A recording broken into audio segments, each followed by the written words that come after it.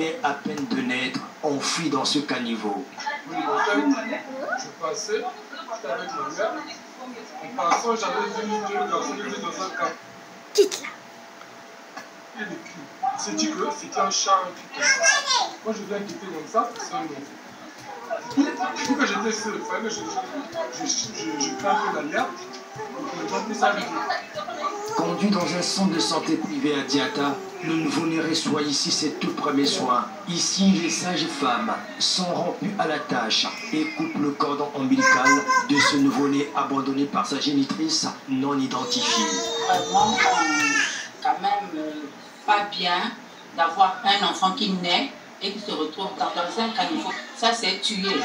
Après avoir porté un enfant, un fœtus, une grossesse de 9 mois, et puis à la fin, vous enfantez, Dieu fait grâce, sans complications, et puis vous venez jeter l'enfant dans un caniveau.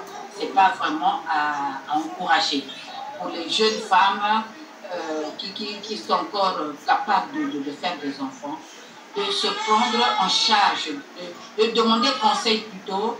Il y a le service de planning familial. Quand on ne veut pas porter une grossesse, on va dans un service de planning familial, on vous donne des conseils et on adopte une méthode qui va faire que tu puisses espacer tes naissances comme tu entends. La scène est ahurissante.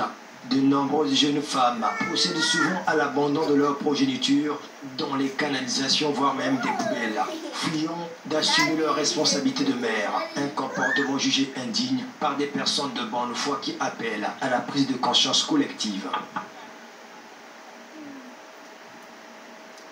La présidente de l'association des femmes juristes du Congo